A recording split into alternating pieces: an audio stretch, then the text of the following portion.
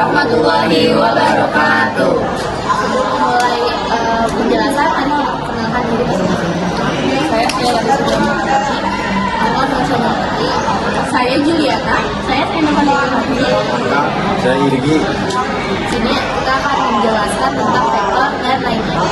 Nah, yang pertama ada vektor. Definisi vektor adalah bentuk skala yang memiliki nilai dan arah. Berbeda dengan skala yang hanya memiliki nilai. Contoh vektor adalah percepatan, gaya, dan momentum. Contoh skala adalah massa, suhu, dan waktu. Selanjutnya ada representasi. Vektor digambarkan sebagai panjang di mana panjang merepresentasikannya misalnya vektor, magnitudo, dan arahnya menunjukkan arah vektor. Selanjutnya ada operasi vektor. Terdapat beberapa operasi matematika yang dapat dilakukan pada vektor. Antara lain penjumlahan vektor dapat dilakukan secara grafis atau metode segitiga atau segitiga, serta analitis yang menggunakan komponen-komponen vektor. Yang selanjutnya ada penggunaan mirip dengan penjumlahan, hanya saja vektor itu digerakkan di balik arahnya terlebih dahulu. Terus yang selanjutnya lagi ada perkalian skalar dengan vektor. Mengalihkan vektor dengan skalar akan mengubah magnitudo, tetapi tidak mengubah arah jika skalarnya positif atau membalik arahnya jika skalarnya negatif. Nah, selanjutnya juga ada perkalian vektor, dot product, dan cross product. Terus operasi perkalian vektor menghasilkan skalar dot product atau vektor baru cross product dengan masing-masing memiliki arti selisih yang berbeda. Selanjutnya lagi ada komponen vektor.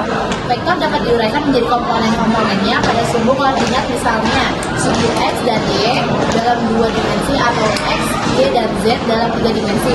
Ini memudahkan untuk perhitungan vektor. Yang kedua ada kinematika. Kinematika adalah cabang mekanik klasik yang mempelajari gerak benda tanpa memperhitungkan penyebab gerak tersebut. Kinematika fokus pada deskripsi gerak seperti posisi, perpindahan, kecepatan, dan percepatan sebagai fungsi waktu. Besaran kinematika, posisi atau sekiranya letak suatu benda terhadap titik acuan tertentu.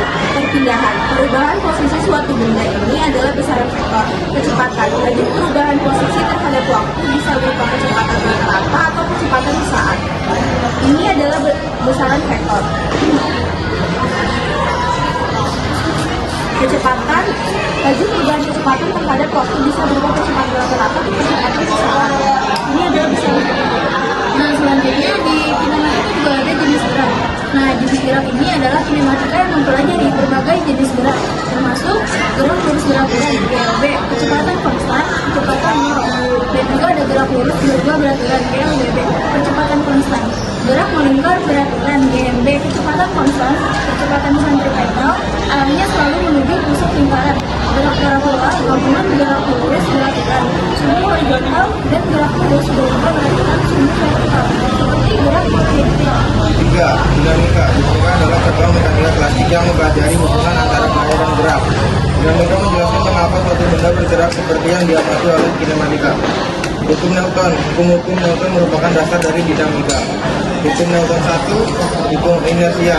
Satu benda akan tetap diam atau bergerak dengan kecepatan konstan, kecuali ada gangguan benda padanya. Hukum 2 Newton. Kecepatan suatu benda berbanding lurus dengan resonansinya bekerja padanya dan berbanding terbalik dengan masanya S dengan A. Dan yang terakhir adalah hukum 3 Newton, hukum aksi reaksi. Untuk setiap aksi terdapat reaksi yang sama besar dan berlawanan arah. Konsep utama selain hukum Newton, dinamika juga melibatkan konsep-konsep seperti gaya F, reaksi yang dapat mengubah keadaan gerak suatu benda, massa, M, ukuran kelembaban suatu benda, momentum, P, ukuran kecenderungan suatu benda untuk mempertahankan geraknya, V sama dengan energi, kemampuan suatu benda untuk melakukan kerja terdapat berbagai jenis energi, seperti energi kinetik dan energi potensial.